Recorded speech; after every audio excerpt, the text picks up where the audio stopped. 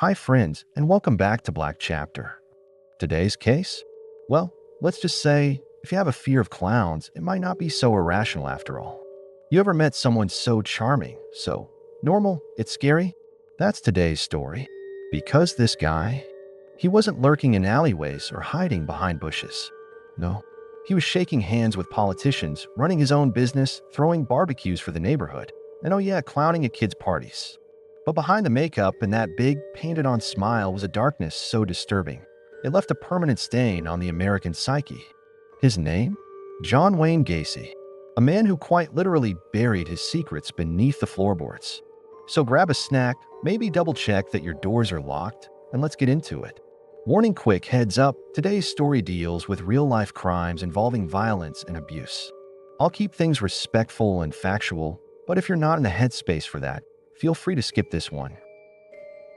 John Wayne Gacy was born in March of 1942 in Chicago, Illinois. He was the second of three children in a working-class family. Now from the outside, the Gacys looked like your average American household. White picket fence, Catholic values, you get the picture. But on the inside, things were far from okay. Gacy's father, a World War II vet and auto mechanic, was known for his drinking and his fists. He was abusive, especially to John, who he saw as weak and unmanly. Gacy spent his childhood trying to win his father's approval, but no matter how hard he tried, it was never enough. Even when John was hospitalized for a serious heart condition, his father accused him of faking it for attention. And if you're already getting that textbook serial killer backstory vibe, you're not alone. But there's more. By the time Gacy was in his teens, he was already showing signs of duality. He was polite, eager to please, always putting on a good face. But he struggled in school and got bullied often. Instead of fighting back, he retreated into fantasy and control. In his early 20s, he moved out to Las Vegas for a bit, working in an ambulance service and then at a mortuary. That job? It only lasted a few months. He later admitted to climbing into a coffin with a deceased young man, just to lie there with a body. No one caught him. He quit and moved back home. But that wouldn't be the last time he found comfort in the silence of the dead. In 1964, he married and settled in Waterloo, Iowa. Life seemed to stabilize. He managed 3 KFC franchises owned by his father-in-law. He joined the local JCs, a civic group. To outsiders, he was a success story, young businessman, family man, rising star in the community. But behind closed doors, he was slipping. Slowly, quietly. He started throwing parties in his basement for teenage boys he hired at the restaurants. There was drinking. There were games. And eventually accusations. His first known criminal act came in 1968 when he was convicted of sexually assaulting a 15-year-old boy.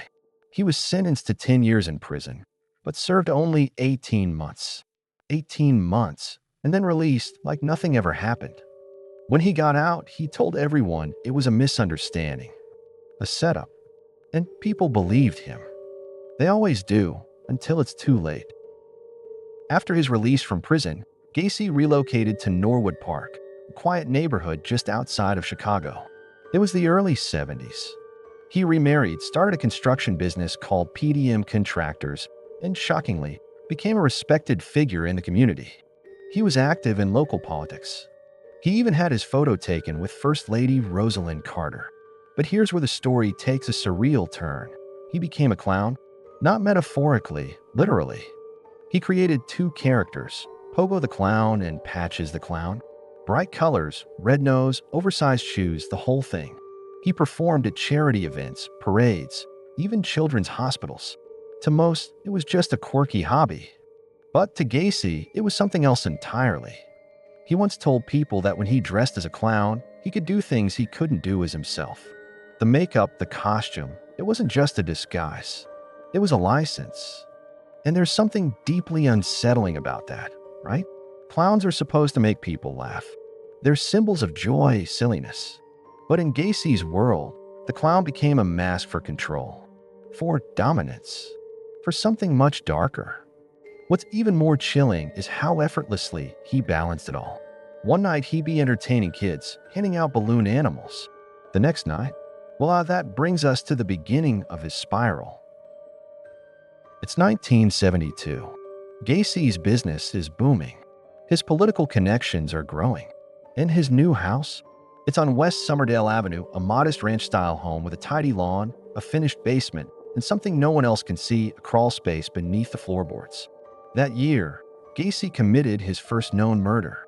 The victim's name was Timothy McCoy, a teenage boy Gacy picked up at a bus station. According to Gacy, they returned to his house, had a few drinks, and spent the night. The next morning, Gacy claimed he woke up to find McCoy in his room holding a knife. In a panic, Gacy says he attacked and killed him. But later, he admitted McCoy had simply been making breakfast. The knife was from the kitchen. There was no threat, just a horrifying misinterpretation, or more likely, an excuse. And here's where it gets darker. After killing McCoy, Gacy said he felt a mind-numbing orgasm of relief. Not fear, not guilt, relief. That moment, the first kill, was, to him, a turning point. It wasn't an accident. It was a discovery.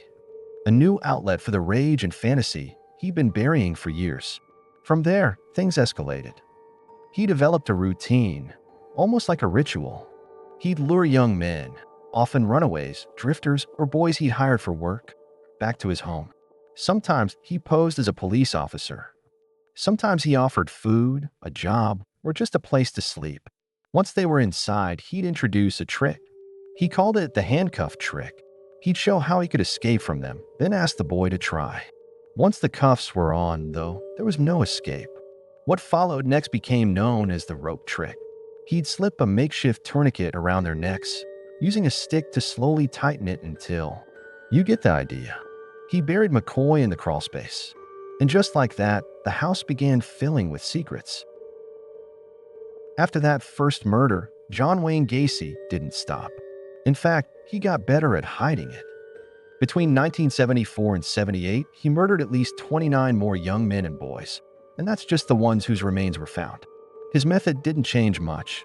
Lure, handcuff, strangle. It became routine, mechanical, like clockwork. What's deeply disturbing is how ordinary his life still looked from the outside.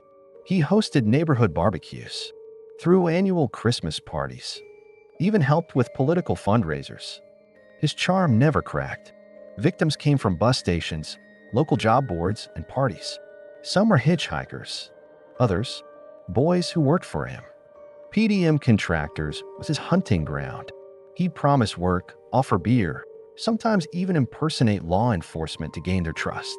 Inside the house, the basement was his domain. No one was allowed down there. And over time, the crawl space beneath it started filling up. Gacy used lime to mask the smell, covered the floor in quicklime-soaked trenches. But eventually, neighbors started noticing. One woman, her name was Cram, complained that the stench coming from his vents made her nauseous. Gacy blamed it on moisture, bad plumbing, dead rats. Meanwhile, he kept digging, sometimes literally. In cases where the crawl space was full, he began dumping bodies in the nearby Des Plaines River. That's how he was finally caught. By 1978, the walls were closing in. Gacy's final known victim was a 15-year-old boy named Robert Piest. He vanished after telling his mother he was going to see a man about a construction job. That man, of course, was Gacy. When police followed up, Gacy gave his usual confident, polished answers. But investigators weren't buying it. They dug deeper and found he had a prior conviction for sexual assault. That was enough to open a case. Over the next few weeks, police placed him under 24-hour surveillance. Gacy, ever the narcissist, even invited the cops inside for coffee. He thought he was untouchable. But surveillance revealed inconsistencies. Police searched his home and found personal items that didn't belong to him: driver's licenses, rings, clothing. One item matched a description provided by a missing teen's mother. The real break came when detectives smelled something off. That smell neighbors had complained about for years? It was coming from the crawl space.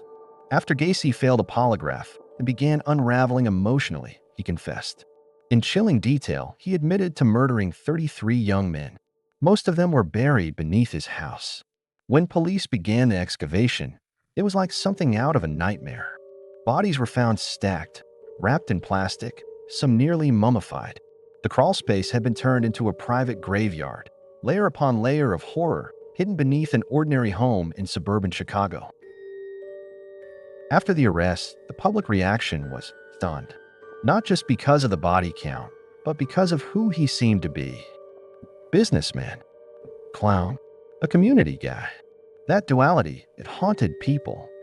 Psychiatrists were brought in to evaluate Gacy. The diagnosis? Classic narcissistic sociopath. He showed zero remorse. Instead, he described his crimes like a schedule. He kept records of burial locations, referred to his victims by numbers. One psychologist described him as a man who split himself into parts. John was the good guy, the hard worker, the charmer. Jack, his other self, was the predator, the one who came out at night. Gacy himself even said, "A clown can get away with murder." It wasn't just chilling. It was calculated. During his time in jail, Gacy took up painting. And what did he paint? Mostly clowns, many of them self-portraits as Pogo. The images sold to collectors and crime enthusiasts, furthering his infamy. But for the families of his victims, it was a twisted insult.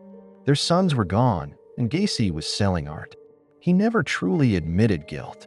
Even in interviews, he maintained that the murders were either consensual or made up by the police.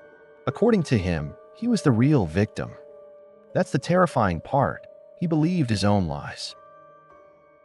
The trial began in February of 1980. It was one of the most publicized cases of the decade.